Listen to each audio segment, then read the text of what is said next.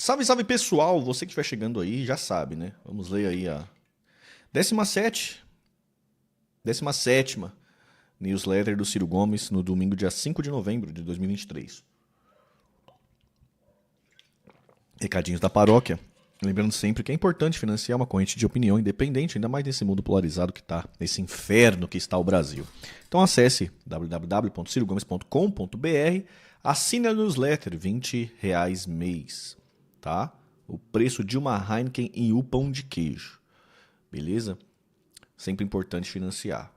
Pô, Tamir, não tenho tempo pra ler, mano. Não importa, velho. Vem aqui segunda-feira, escuta a leitura, mas mesmo assim financia. Pô, Tamir, tô duro. Tô duro. Não tenho dinheiro pra nada. Fica na paz, mano. Toda segunda-feira estamos aqui lendo, tá bom? Bora lá então.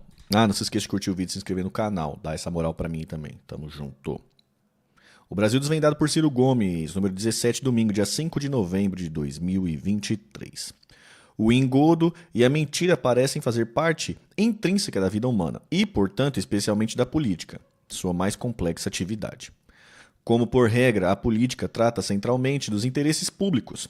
Há todo um esforço histórico de limitar a manipulação da verdade e da enganação. Seja pela provocação ética, seja por um sistemático e histórico esforço legal, em que o perjúrio, por exemplo, é capitulado na codificação penal de todas as democracias amadurecidas.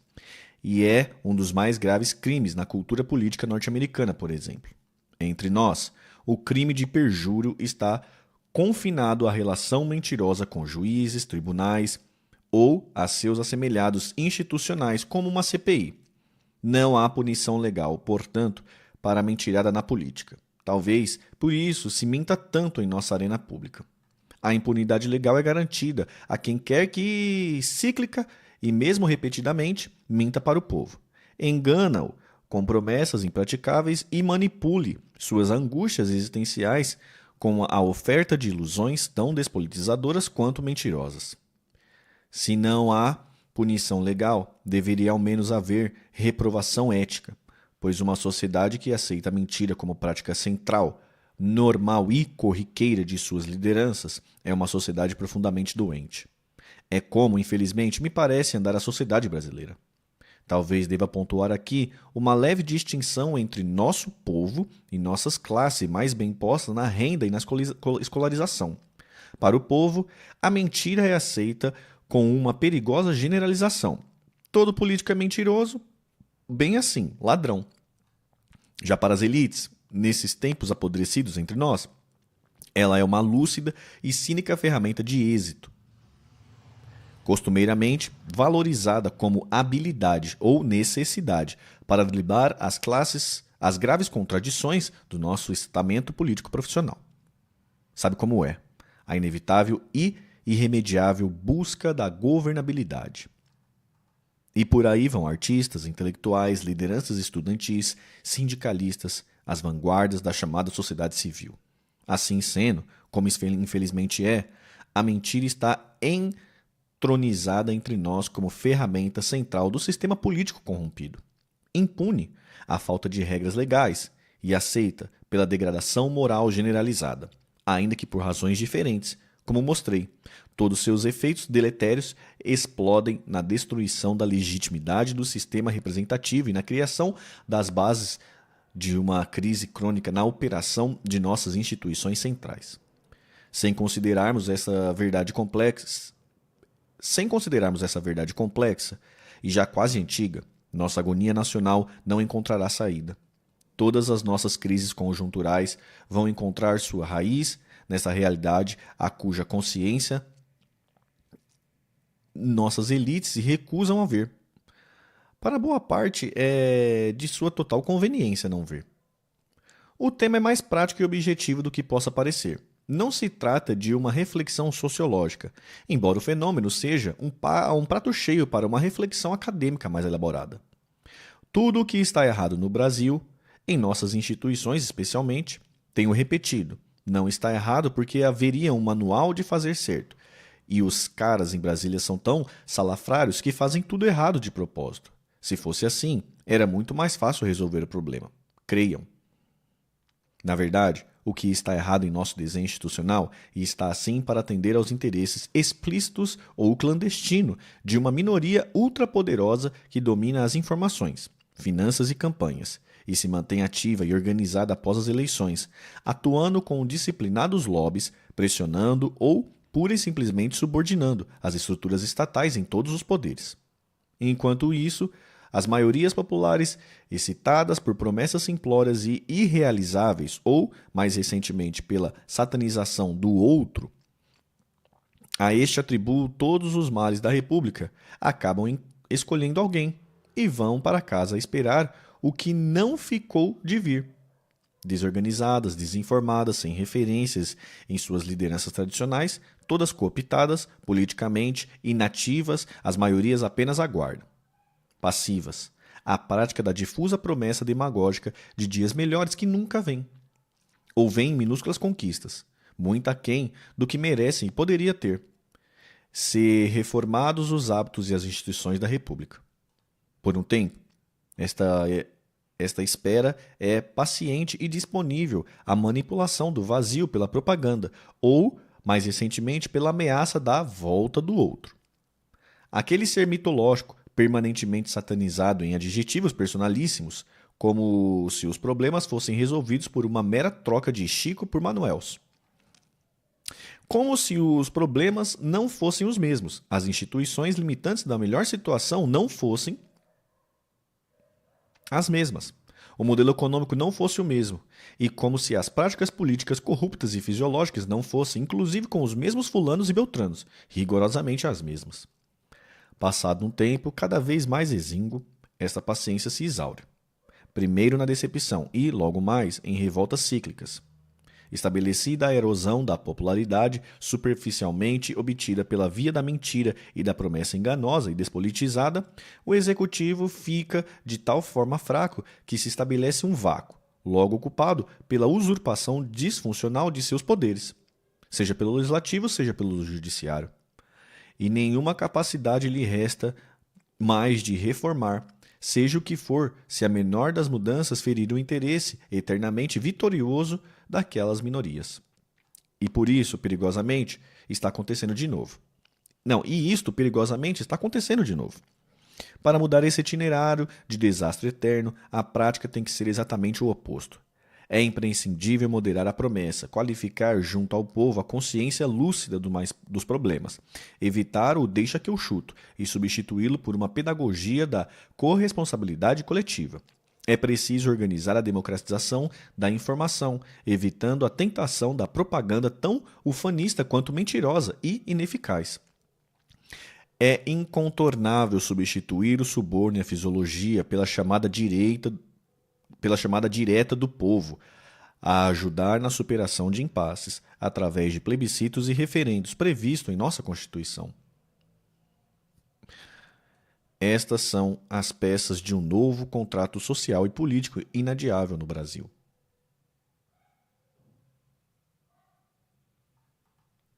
Déficit zero. O que está por trás da briga Lula versus Haddad? Só um comentário sobre aquela parte ali. Essa parte aí sobre a questão da vanguarda pensante do país está cooptada. Isso aí eu acho que tem que, mano... Eu acho um ponto válido, assim. Tem que bater pra caramba, né, velho? Assim, tem que falar isso aí, né? Pô, é como eu digo, né, velho? O rock está morto. O rock está morto, velho. O rock acabou, né? Infelizmente, o rock acabou. Acabaram com o rock and roll do Brasil. Vamos lá, então. Déficit zero. O que está por trás da briga Lula versus Haddad? Uma nação soberana não é uma família nem uma empresa, sobre vários pontos de vista. Mas o principal deles é que uma nação é uma instituição permanente, ou seja, não fecha, não vai à falência, não migra, não se suicida, não desiste de existir, não acaba. Precisamos entender isso, se quisermos abordar de forma lúcida esta questiúncula. Que diabo que é questiúncula? Acho que é embate, né? Entre Lula e Haddad, acerca do déficit zero. Apesar de miudíssima questão, Nossa grande mídia caiu de pau sobre Lula apenas porque ele disse que o rei está nu. De novo, recorro à fábula do menino, descomprometido com as conveniências autoritárias daquele reino, onde o rei se vestiu de nada e todo mundo era obrigado a dizer que a roupa era linda, estando Sua Majestade nua.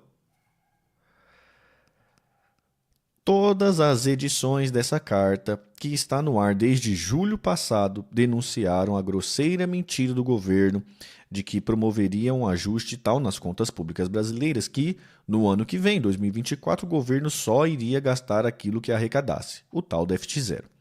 Aqui a mentira é na ida e na volta. Na ida, a promessa de déficit zero só vale para as despesas que interessam ao povo: educação, saúde, segurança, estrada e etc. Pois a maior despesa de todas fica fora do cálculo, 700 bilhões de juros. Se incluir esta salgada conta, o déficit muda de nome e o buraco fica mais visível. Menos para a imprensa, que parece não gostar de falar desse abismo. Na volta, a mentira foi servida num coquetel ainda mais azedado. Porque quando Haddad anunciou a inverdade do déficit zero, obviamente combinada com o presidente, seu chefe, o buraco nas contas primárias já estavam em 168 bilhões de reais neste ano de 2023. Para zerar o rombo, supondo que as despesas fossem as mesmas, algumas delas sobem independente do governo. Este já seria o tamanho do aumento de receita necessária.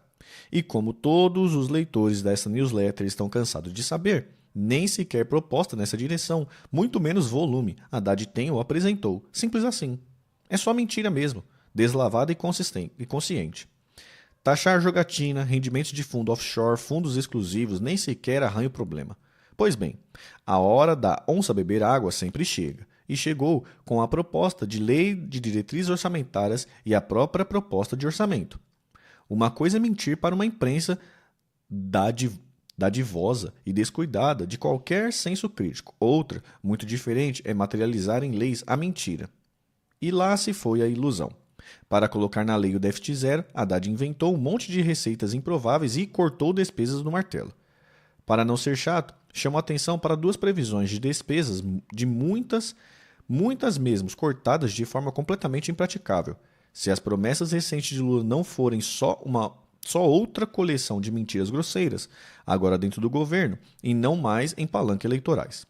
A Previdência Social precisa de pelo menos mais 12,7 bilhões para honrar o esforço verdadeiro de diminuir as filas de milhões de pessoas, que têm seus direitos ilegalmente não pagos, a pretexto de dificuldades operacionais. E a proposta de orçamento para a segurança pública seguiu com 30% a menos do que o orçamento pífio herdado de Bolsonaro, enquanto Lula fala sem parar de uma suposta prioridade para resolver a violência que cresce em todo o país. Do grande quadro vem mais informações práticas que evidenciam a mentira grosseira, agora convenientemente denunciada por Lula. Com a queda da inflação e a estagnação econômica em curso, e em direção praticamente inevitável para 2024, as expectativas de receita só pioram. Estado de greve ou similares entre os servidores públicos já pontuam onde sequer se esperava: Polícia Federal e Banco Central. Neste último, com o prestigioso apoio na Assembleia dos Servidores da própria diretoria, Campos Neto à frente, tendo ao lado os dois diretores indicados por Lula. E também já estão no horizonte dos compromissos o reajuste de servidores e promessas de ganhos reais no salário mínimo, além da promessa de aumentar a faixa de isenção do imposto de renda. Do PAC reciclado, apesar de cheio de mofo, vem outra bateria de compromissos, sem lastro na proposta de Haddad. A esculhambação é geral, mesmo. Mas voltemos ao que está por trás da falsa polêmica Lula versus Haddad. Então, na superfície da questão, um componente psicológico, muita malícia política e o jogo de empurra sobre quem vai ser o algoz do corte de gastos. Na profundidade está a contradição, sem solução possível, de um modelo econômico insustentável com o qual Lula e o PT se comprometeram para ganhar as eleições e agora não sabem o que fazer para arrostar as consequências da inevitável impopularidade da prática do modelo, cujos primeiros sintomas já estão se insinuando, e marcham em um crescendo em direção ao sensível ano eleitoral de 2024. Esta é a explicação simples e seca, curta e grossa, para o imbróglio. De passagem pelo Brasil, e forçado a ficar por aqui algumas desagradáveis dias, Lula, macaco velhíssimo da política, percebeu que Haddad estava gostando, além da conta, de ser o novo queridinho do mercado, leia-se, especuladores da Faria Lima, e que estava escalando o lugar de núcleo racional moderado de um governo de demagogos irresponsáveis, liderado pelo demagogo irresponsável mor, Luiz Inácio. O motivo psicológico está dado. E Lula, como de hábito, proferiu de forma humilhante o seu "quem manda sou eu", de sempre. Valentia barata, sem esforço e sem revide, de quem sabe que não há petista que se levante contra seu mandonismo, seja para seus gritos e palavrões no privado, seja para seu exibicionismo teatral em público. Afinal, no que sua arrogância abunda, escasseiam em amor próprio suas vítimas. Caraca, palavras duras, hein? Não surpreende, portanto, que tenha sobrado para a jornalista o restinho de arrogância e de vaidade do poderoso peronomútil ministro da Fazenda. Para reinar, Lula costuma dividir. Está repetindo a tática. Escalou Haddad para agradar o mercado e Rui Costa para agradar os políticos gastadores. Petista à frente, centrão junto e misturado. E cuida de espalhar na mídia amiga, quase toda, que Haddad e Rui Costa estão brigando e que ele, Lula, o pacificador. Mas, no fundo, quem criou e estimulou a briga está tratando de acalmar as coisas. Já vi de perto Dirceu e Palocci serem manipulados exatamente do mesmo jeito. Deu no que deu. Cadeia para os três. Ponte que caiu de novo. Não aprendem nada mesmo. E o Brasil que se exploda. Palavras duríssimas, hein? Aqui a razão é achar cabeças para vestir a carapuça da montanha de nãos que o arroxo orçamentário imposto pelo modelo e pela falta de coragem para tentar outro rumo para o Brasil. Já impõe a Lula, ao governo e a seu grave erro de prestigiar a pedagogia da chantagem, a troco de nada, nada mesmo ou quase isto. Não tem dinheiro que chegue para a aliança cimentada na corrupção e na fisiologia que Lula está administrando. Descontadas as emendas, não sobra quase nada para ele fazer de conta que governa. É preciso preparar uma cabeça, por enquanto, para vestir a carapuça. Mas não duvidem, o potencial é de uma cabeça para a guilhotina mesmo. Eis a outra explicação para o entrever. E para nós outros aqui embaixo, a questão que verdadeiramente importa é que, com estes pretextos todos, agora documentado pela palavra oficial do presidente da República, o Banco Central, dirigido por Campos Neto, nomeado por Bolsonaro e mantido pelo PT e por Lula, vai anunciar, não demore, que, devido às incertezas fiscais, terá que diminuir a velocidade da queda da maior taxa de juros reais do mundo. É o modelo, meus caros. Por falar em modelo ou em desmantê-lo, lembram que há pouco mais de um mês o presidente do Banco Central saiu da sala de Lula elogiando o esforço fiscal do governo? Por falar em modelo ou em desmantê-lo, lembram que há pouco mais de um mês o presidente do Banco Central saiu da sala de Lula elogiando o esforço fiscal do governo? Que podemos dizer, senão que a esculhambação é ampla, geral e restrita? Quem é, meu bem? Pequeno dicionário de economia brasileira. 1. Déficit público. O governo gasta mais do que arrecada. Diferença entre o que o governo, como um todo, federal, estadual, municipal e empresas estatais, arrecada de dinheiro a qualquer título. Imposto, contribuições, tarifas, preços públicos. E o que o governo, como um todo, gasta por ano a qualquer título. Pagamentos de funcionários, manutenção de estrada, investimentos, juros para remunerar a dívida pública, por exemplo. 2. Déficit primário. É o mesmo do conceito acima, só que excluída a despesas com juros. 3. Déficit nominal. É o mesmo que o déficit público, ou seja, a diferença negativa entre o que o governo arrecada a qualquer título que ele gasta a qualquer título por ano. Déficit zero. Situação em que o governo só gasta, em todo e qualquer gasto, o que arrecada, de toda e qualquer fonte. Déficit zero na imprensa brasileira e no discurso do governo. É quando o governo exclui das despesas o gasto com juros e, apesar de praticar o imenso déficit, anuncia que as contas estão equilibradas. Gasto corrente é tudo que o governo gasta, fora investimento e pagamento de alguma parcela da principal dívida pública. Exemplos: pagamento dos benefícios previdenciários, salário de servidores públicos e juros da dívida pública. Investimento é o que o governo gasta para fora da administração pública, ou seja, o valor que o governo gasta para expandir a infraestrutura, escolas, hospitais, etc. Tá, tá. Ai, meu Deus. Déficit público pra imprensa foi ótimo. Boa noite, Nélio. Fala, joia. Garantida a lei e da ordem GLO decretada por Lula em SP e no Rio de Janeiro. Depois de dizer muitas vezes que em seu governo jamais decretaria uma medida de GLO, Lula, só para variar, faz o oposto do que fala e cai no erro de chamar as Forças Armadas para assumirem tarefas policiais para as quais não foram treinadas e não deveriam mesmo ser. E o faz da pior maneira possível, com indisfarçável improviso e sem qualquer critério minimamente defensável. Vai colher fracasso, de novo. Pelo decreto de Lula, a partir dessa segunda-feira, 6 de novembro e até maio de 2024, as Forças Armadas Brasileiras passarão a ser responsáveis pelo policiamento dos portos e aeroportos de São Paulo e do Rio de Janeiro. Fala-se em 3.700 militares das três armas, Exército, Marinha e Aeronáutica. A tarefa é combater principalmente o narcotráfico e o contrabando de armas.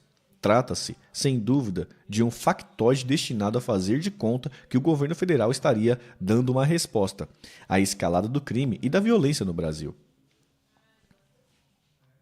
A primeira pergunta é: por que só em São Paulo e no Rio de Janeiro?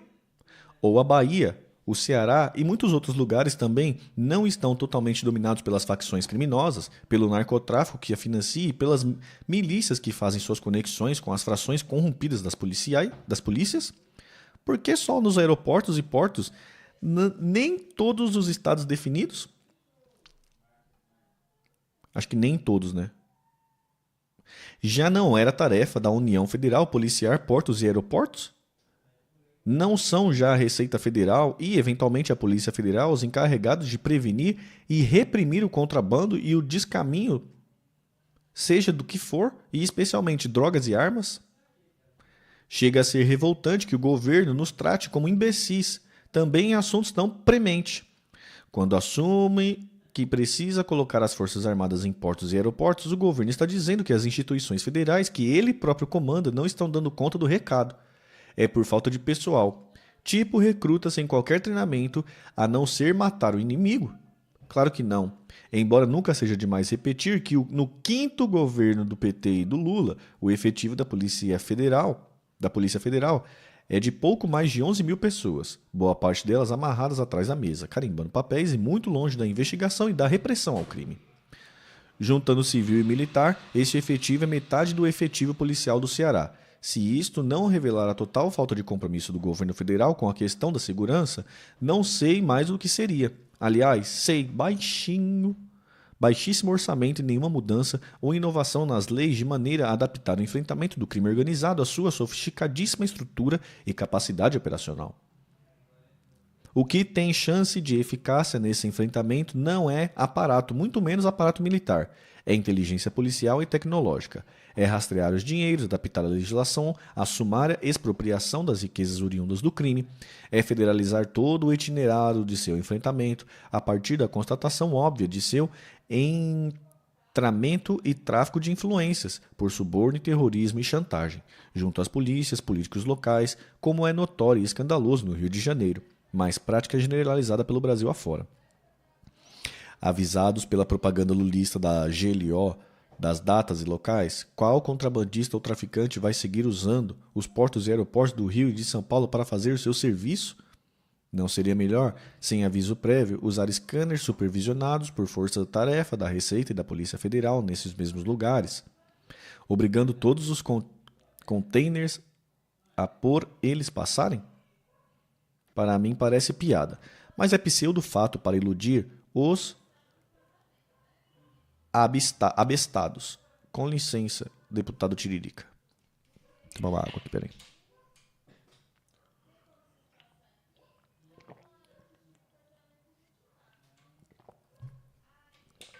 Da última GLO resta os escândalos de compras milionárias superfaturadas sem licitações a pretexto da urgência, envolvendo até generais, seja da ativa, seja da reserva, transformados em lobistas. É só isso que acaba acontecendo quando se envolve as Forças Armadas no combate direto ao crime organizado.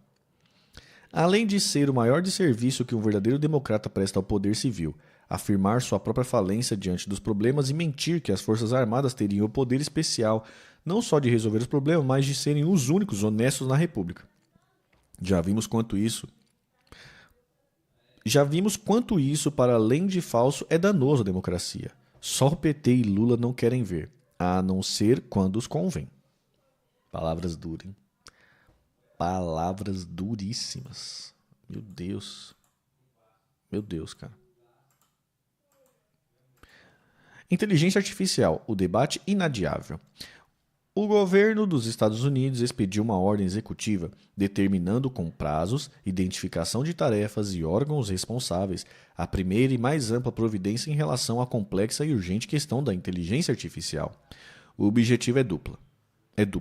Na defesa, a busca de proteção da sociedade e dos cidadãos individualmente, dos potenciais, literalmente morais, de uma evolução descontrolada, como está acontecendo hoje, dos usos e aplicações de inteligência artificial, como eles chamam, no cotidiano da humanidade. Já no ataque, a busca de uma dianteira nesse mesmo uso em relação ao mundo e especialmente à China, que, por sua vez, anda a passos acelerados no desenvolvimento do seu próprio ecossistema de inteligência artificial. Pela leitura da iniciativa norte-americana, se vê o explosivo efeito potencial de uma inteligência artificial em evolução desregulada e velocíssima, quase toda dominada por empresas privadas. O efeito ameaçadores vão desde os óbvios efeitos de suas aplicações no mercado de trabalho até o obscuro terreno da guerra biológica, o terrorismo cibernético, passando pelo potencial disruptivo dos sistemas democráticos pelo uso de deepfake ou da manipulação de algoritmos de efeito psicossocial generalizado, manipulados a partir da consolidação de dados pessoais obtidos sem o conhecimento do grande público através das plataformas variáveis, desde as redes sociais até o e-commerce. No limite, o temor maior é a potencial capacidade de estruturas de inteligência artificial começarem a aprender e pensar por si mesmas, escapando de códigos de condutas pré-programadas com que os cientistas hoje imaginam prevenir esse risco já romantizado na ficção científica de Hollywood. Entendamos bem, ferramentas hoje rudimentares popularizadas como o ChatGPT ou o Chat-On, que você carrega em qualquer smartphone daqui a pouco tempo, bem manipuladas, podem ensinar um garoto a produzir um vírus mortal com altíssima capacidade de transmissão.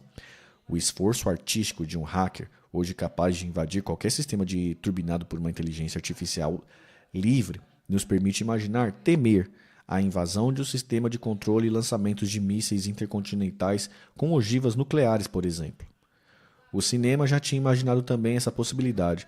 Agora ele está se tornando perigosamente real.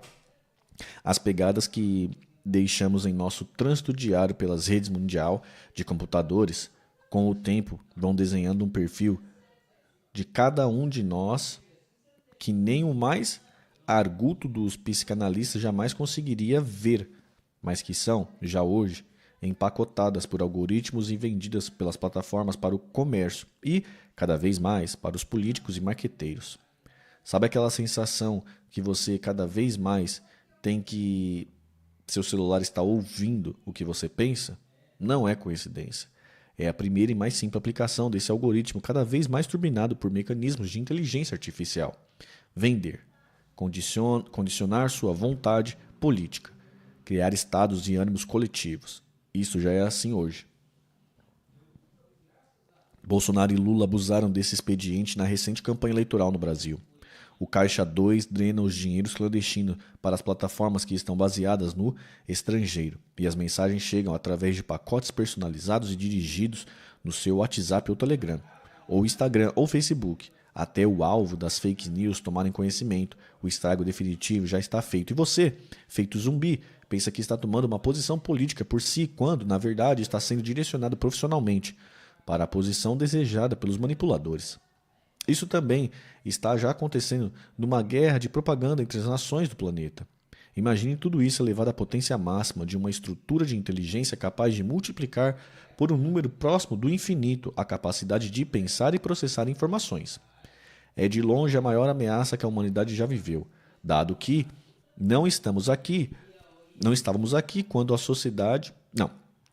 Dado que não estávamos aqui quando um asteroide dizimou os dinossauros.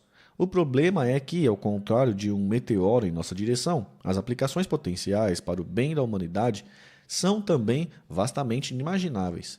E nossa natural vontade de manter a internet livre também não nos permite celebrar um consenso rápido acerca do que fazer diante de tão grave contradição. Diagnósticos perfeitos. Uma nova farmácia de base biotecnológica, próteses inteligentes, exoesqueletos que façam voltar a andar pessoas paralisadas, prevenção total de doenças de base genética, nanomáquinas capazes de identificar e curar preventivamente infartos e derrames são coisas já em andamento. Mas logo mais teremos placas expansoras de nossa capacidade cerebral anexadas à nossa cabeça, aos olhos ciborgue capazes de visão noturna ou de zoom de grande alcance. Enfim, nem o céu aqui é o limite, pois poderíamos garantir a perpetuidade de nossa espécie através de viagens interestelares a velocidades hoje inimagináveis. Está aí o tamanho da contradição envolvida no tema do desenvolvimento das aplicações de inteligência artificial. O desafio é submeter essa conquista do gênio humano ao interesse da humanidade. Palavras duras aqui na inteligência artificial, hein? Tá duro isso aqui hoje, hein, mano? Rapaz, esse Lancer tá duro, velho. Mas tá boa. Tá dura, mas tá boa. Ai, pô, que delícia o verão. O desabafo da Gerdau e a esquizofrenia empresarial no Brasil. Um punhado de gente grande se reuniu recentemente em São Paulo no evento do Movimento Brasil Competitivo. O tema central eram as oportunidades e desafio para o Brasil explorar suas notórias vantagens comparativas em matérias de energia limpa e meio ambiente, a tal neoindustrialização verde. Pelas tantas, com a palavra o CEO do grupo Gerdau, Gustavo Werneck. Abre aspas. A coisa mais importante para descarbonizar o setor industrial é ter indústria. Se não tem indústria, não precisa descarbonizar nada. Eu, sinceramente, estou no momento em que acredito que estamos indo pelo caminho fácil, que é não ter indústria no Brasil, fecha aspas. E mandou bala para sustentar seu contundente argumento. A revista Exame contou quantas vezes o executivo do ramo siderúrgico do tradicional grupo gaúcho mencionou a palavra dramático em apenas 10 minutos de fala, 5 vezes. Não se bastou, entretanto, no diagnóstico afirmou com segurança que o problema era a perfuração do mercado brasileiro de aço pela enxurrada de aço importado da China. E aí está, fortíssima, a evidência da esquizofrenia que domina a esmagadora maioria de nossa elite empresarial, mas especialmente da nossa elite industrial. Sentem o problema, mas se recusam a compreender as verdadeiras causas. São as vítimas imediatas de um modelo econômico a qual dão sustentação política e apoio institucional há décadas. É a esquizofrenia das brabas, não tenho dúvida. Estou muito esperançoso que as eleições de Josué Alencar para a Fiesp e Ricardo Alban para a Confederação Nacional da Indústria possam marcar uma virada de atitude das principais lideranças da indústria brasileira, saindo de seu governismo suicida para um mínimo de fidelidade ao chão da fábrica. Explico aquilo que meu assinante já está cansado de saber. O Brasil é sede do maior fenômeno de desindustrialização da história do capitalismo mundial. Entre nós, a indústria de transformação já foi quase 30% do PIB, restando hoje participação inferior à metade disso.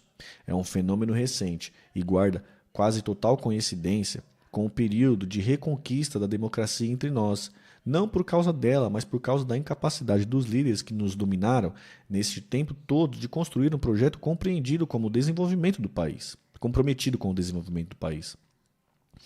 Pois bem, sendo sede desse genocídio de indústrias, todos os líderes de setores bateram palmas entusiasticamente para todos os governantes que lhe impuseram o modelo econômico que os destrói. É a esquizofrenia da braba mesmo. A base da esquizofrenia é que os efeitos deletérios do modelo econômico destroem as pessoas jurídicas, enquanto engordam as pessoas físicas no rentismo, na especulação financeira, ou seja, empresa falida, empresário rico, só aqui mesmo. Mas não ficam por aí. Tem um forte componente de intoxicação ideológica nele embutido.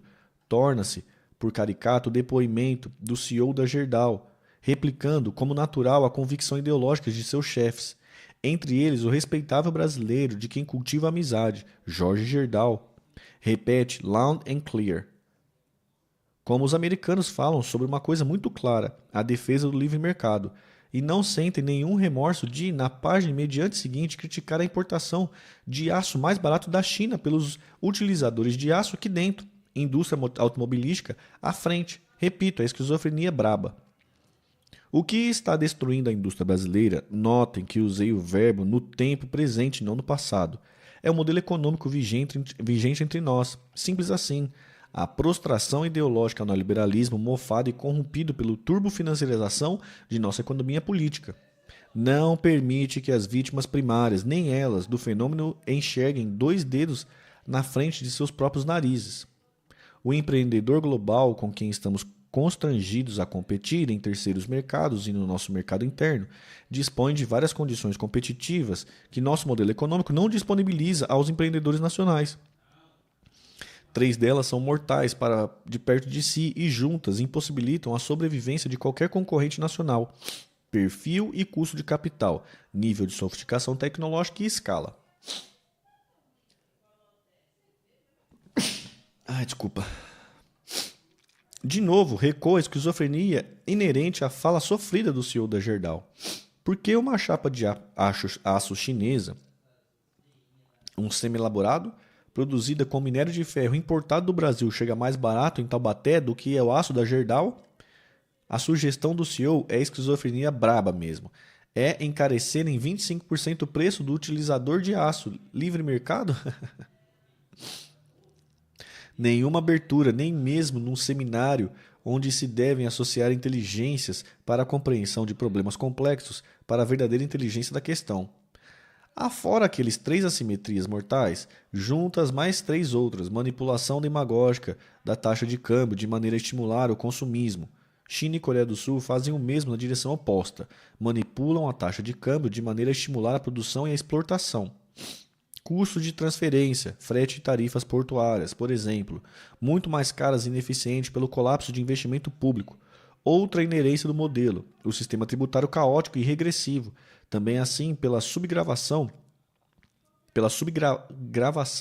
dos mais ricos e ganhadores de ganhos especulativos do capital e de propriedade, óbvia que por inerência também de modelo econômico em vigor entre nós.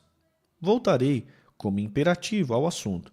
Por agora, renovo a esperança de que o conservadorismo governista a todos os governos e a interdição ideológica tosca possam mudar e dar lugar a uma atitude corajosa, ainda que respeitosa, por parte das novas lideranças da indústria brasileira. Boa sorte, Josué e Alban. Contem comigo na luta, se for para mudar. Rapidinhas, esta new tá muito boa. Tá boa, né? Tá boa essa. Rapidinhas número 1. O pileguismo dos meus companheiros da CUT bateu todos os recordes essa semana. Corretamente chocados com a demissão do competente presidente da Caixa Econômica Federal, transformada por Lula em mercadoria de troca corrupta e fisiológica com o Centrão, a CUT publicou em suas redes sociais um discreto, mas correto protesto. Pois bem, foi só o tempo de a gente dar um print do post e a CUT apagou o protesto. Sindicalismo governista, liderança estudantil governista, artista governista. Assim se mata mesmo uma democracia. 2. Rapidinho número 2. A escalada da faxina ética promovida por Benjamin Netanyahu está a exigir uma atitude mais objetiva do governo brasileiro. É hora de convocar nosso embaixador em Tel Aviv como sinal gradual de um protesto mais consistente contra esses crimes de guerra e contra a humanidade, praticada não só em Gaza, mas também crescentemente na Cisjordânia ocupada. O governo nazifascista de Netanyahu está impedindo, até o momento em que escrevo, os brasileiros de serem repatriados da faixa de Gaza, pela passagem de Rafah, na fronteira com o Egito. O critério de liberação da fuga para os estrangeiros por Israel é racista. Rapidinhos número 3. Na última pesquisa Quest, entre outros assuntos, me chamou a atenção o fato de que, tirando o velho Bolsa Família, nosso povo não consegue mencionar com relevância nenhuma outra realização do governo Lula. Neste, já quase um ano de governo. É que o governo não está fazendo nada relevante mesmo, e que pouco adianta os recordistas, cerca de 1 bilhão gastos até aqui em propaganda. O povo sofre, mas não é bobo. Quero acreditar. Merece aplauso. Parabéns aos pesquisadores da Bahia, o Instituto Chico Mendes e a ONG, Associação para a Conservação de Papagaios Ameaçados, a ACTP, que permitiram que, após 37 anos, 2 filhotes de ariranha azul, nascessem no município de Curaçá, no norte da Bahia. Estas aves já chegaram a ser consideradas extintas, mas um trabalho longo e dedicado permitiu reintroduzir na natureza a espécie. Merece vaia aos governos federal e da Bahia, que ainda não conseguiram avançar na elucidação de quem mandou matar Mãe Bernadette. É bom ficar de olho. Os movimentos para a eleição do presidente da Câmara dos Deputados, que acontecerá em janeiro, já começaram. O governo Lula trabalhou para eleger Lira na última eleição. Como se comportará agora? Tá aí, pessoal. Então, newsletter lida. E newsletter lida é Brasileirinho Feliz. Quem está feliz, digita Estou Feliz no chat Tamir. E você que estiver aí vendo no futuro, não se esqueça de dar o like e também deixar Estou Feliz, Tamir. Muito obrigado pela leitura. Boa newsletter, hein? Não se esqueça de curtir o vídeo, se inscrever no canal, mandar um salve pra mim. É nóis. Nós que heróis. 7h20. 7h20.